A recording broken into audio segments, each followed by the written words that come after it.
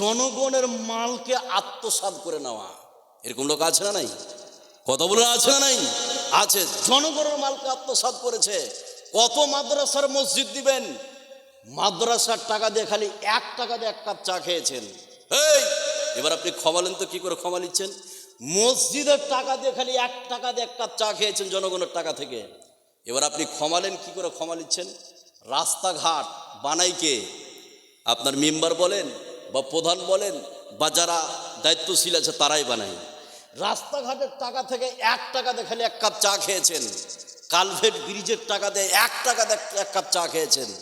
আপনি যে ডেলারি পদে বসে আছেন, অন্যের আপনি চাউলকে মেরে খেয়েছেন, গম আটাকে মেরে খেয়েছেন, শুধু 1 কেজি চাউল। এবার আপনি ক্ষমালেন তো? তাহাজ্জুদ পড়েও ক্ষমা হবে না, যেহেতু এটা কার হক? এই কথা বলুন, কার হক? বান্দার হক, মানুষের হক আপনি নষ্ট করেছেন, তাহাজ্জুদ পড়েও ক্ষমা হবে না, যেহেতু এটা আল্লাহ ক্ষমা করবেন না। এটা হাদিস, ভয়ঙ্কর হাদিস শোনাচ্ছি। যারা জনগণের মালকে আত্মসাৎ করেছেন, যতগুলো নারী পুরুষ সেখানে আছেন, তাহলে একটু খেয়াল করুন, তাহলে বুঝতে পারবেন যারা জনগণের মালকে আত্মসাৎ করেছে, খেয়ে নিয়েছে। বিশ্বনবীর যুগে যতগুলো যুদ্ধ হয়েছিলেন, তার মধ্যে একটি যুদ্ধের নাম ছিল খাইবার। কি বললাম? খাইবার। খাইবার, এই খাইবার যুদ্ধটা 7 হিজরিতে অনুষ্ঠিত হয়েছিল। এই যুদ্ধে মুসলমানদের 1400 সাহাবী, বীর মুজাহিদ, বীর যোদ্ধা এই যুদ্ধে গিয়েছিলেন। এই যুদ্ধে মুসলমানদের জয় হলো। মুসলমানেরা যখন জয়লাভ করলো, বিশ্বনবীর কাছে সাহাবা একরাম আসলেন। আসার পরে বিশ্বনবীকে বললেন, ইয়া রাসূলুল্লাহ, ফুলানুন শহীদ, উমুক ব্যক্তি শহীদ, উমুক ব্যক্তি শহীদ, উমুক ব্যক্তি শহীদ। সাহাবা একরাম বিশ্বনবীর সম্মুখে এইভাবে বলছিলেন। যখনই সাহাবা একরাম অন্য একজন সাহাবীর নাম নিয়েছে, ইয়া রাসূলুল্লাহ, ফুলানুন শহীদ, উমুক ব্যক্তি শহীদ, বিশ্বনবী তখন রেগে গেলেন। কাল্লা, ও কখনো শহীদ হতে পারে না। ইন্নী রাইতুহু ফিন্নার, আমি তাকে জাহান্নামের মধ্যে জ্বলতে দেখছি। নাউজুবিল্লাহ বলবেন না?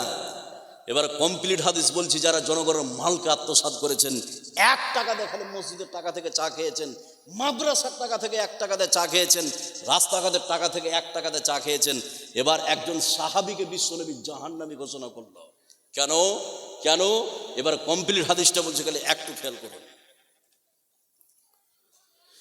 আমার নবী, আপনার নবী, সারা বিশ্বের নবী জনাবে মুহাম্মদুর রাসূলুল্লাহ সাল্লাল্লাহু আলাইহি সাল্লামের সাহাবী বিশ্বনবীর সঙ্গে ছিলেন।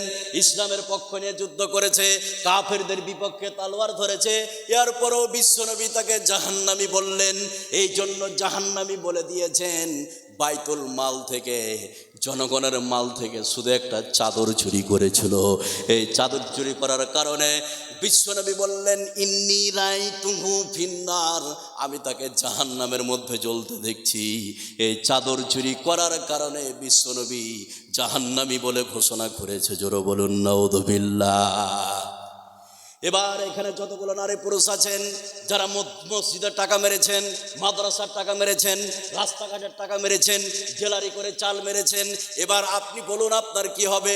বিশ্বনবীর একজন সাহাবীর ব্যাপারে বিশ্বনবী বললেন, ইন্নী রাইতুহু ফিন্নার, একটা চাদর চুরি করার কারণে বিশ্বনবী ওই সাহাবীকে জাহান্নামী বলে ঘোষণা করে দিয়েছে। নাউযুবিল্লাহ। এবার বলুন আপনার কি হবে? আপনি যে মাদ্রাসার টাকা মেরেছেন, মসজিদের টাকা মেরেছেন, রাস্তাঘাটের টাকা মেরেছেন, জেলারি পদে চাউলকে মেরে নিয়েছেন, এবার আপনার কি হবে বলুন? বিশ্বনবী একজন সাহাবীকে বলছেন, আমি তাকে জাহান্নামের মধ্যে জ্বলতে দেখছি। 3 নম্বর হক মানুষের মেরেছে না মারেনি? এই কথা বলুন, মেরেছে না মারেনি? তাহলে 1 নম্বর হক, যারা অন্যের জমিকে আত্মসাৎ করেছে। 2, যারা ডাঁড়ি মারার মাধ্যমে অন্যের হককে নষ্ট করেছে। 3, যারা জনগণের মালকে আত্মসাৎ করেছে। নাম্বার 4, এই পয়েন্টটা ভালো করে শুনুন। মা বোন যারা আজকে বাড়িতে নেতৃত্ব দিচ্ছেন, যারা গার্জেন, খুব লক্ষ্য করুন। 4 নম্বর হক, সেটা কি? এখানে যতগুলো নারী পুরুষ আছেন, অনেক পিতা আছে সন্তানের হককে নষ্ট করেছে। এরকম পিতা আছে না নাই? এই কথা বলুন, আছে না নাই? সেটা কিভাবে? সকালবেলায় চায়ের দোকানে বসে গল্প করছে, চা খাচ্ছে আর গল্প করছে। বলে কি, সামনেবার আমি হজে যাব, বলে 20 বিঘা জমি, একটা ছেলে আর একটা মেয়ে, মেয়ে এবং ছেলের ব্যাড়কে আমি মেরে দিয়েছি, ব্যাড় থুই নিয়ে হজে যাব। কিভাবে ব্যাড় মেরেছো? বলছে ব্যাড় 20 বিঘা জমি, 18 বিঘা ছেলেকে দিয়েছি আর 2 বিঘা দিয়েছি মেয়েকে। আছে না?